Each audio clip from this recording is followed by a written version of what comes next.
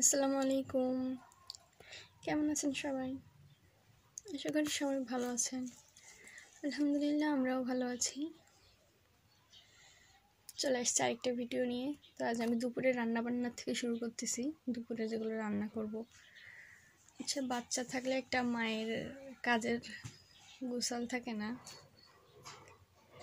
তো আমিও আমার বেবি যখনই ঘুমিয়ে থাকি আমি তখনই চেষ্টা করি কাজ গুছিয়ে রাখার। যখনই ঘুমায় থাকে আমি যতটা কাজ গোছা রাখা সম্ভব হয় সবটাই করে রাখি। বাইরের কাজগুলো আগে করে রাখি, ভিতরেরগুলো ওকে নিয়ে করা সম্ভব হয়, কিন্তু বাইরের কাজগুলো ওকে নিয়ে করা সম্ভব হয় না। আর তারপরে ঘুমিয়ে থাকলে করি, কেননা যতই লোকজন থাকুক না কেন ফ্যামিলিতে, মায়ের কাজ তো মায়েকে করতেই হয়। তো বাচ্চা ঘুমিয়ে থাকলে আমি কাজগুলো করি যাতে ওঠার পরে আমি ওকে সময় দিতে পারি। ওকে খাওয়ানো, ওর যত্ন নেওয়া, একটা বাচ্চার কম কাজ থাকে না। তো একটা বাচ্চার জন্য তার মাই সব কিছু বোঝে, সে কী বলে কী করে। তো আমি আজ দুপুরে নরম খিচুড়ি, যেটাকে অনেকে লটকা খিচুড়ি বা জাউ খিচুড়ি বলে,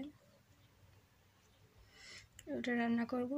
মুরগির মাংস দিয়ে আলু দিয়ে তো সব কিছু গুছিয়ে নিচ্ছিলাম, আমার গোছানো শেষ। আর কুমড়োটা ভাজি করবো, এটা রাতের জন্য ওরা করবো, যা এখন গুছিয়ে রাখছি।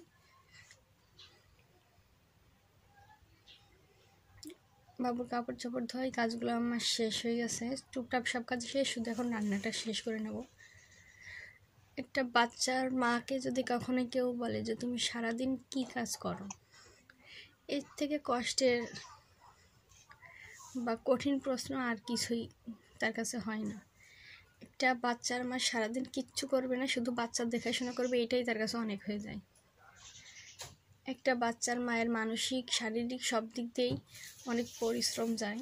তারপরেও যারা বোঝে তারা কখনো এসব কথা বলে না। আলহামদুলিল্লাহ ভালো ফ্যামিলির লোকজন হলে এরকম কিছু বলে না। যাদের ফ্যামিলি অনেক ফ্যামিলিতে আছে তাদের অনেক চাপ দেয়। তোমার রান্নাটি যে শেষ, তুমি বাচ্চার জন্য সবসময় ঝাল কম দেওয়ার চেষ্টা করি খাবারে, যেহেতু বাবু খায়, ওকে তো ঝালালা জিনিস খাওয়ানো যায় না। ঝাল কম দিই যাতে ও আমাদের সাথে খাবারগুলো খেতে পারে। তো আজ এই পর্যন্তই।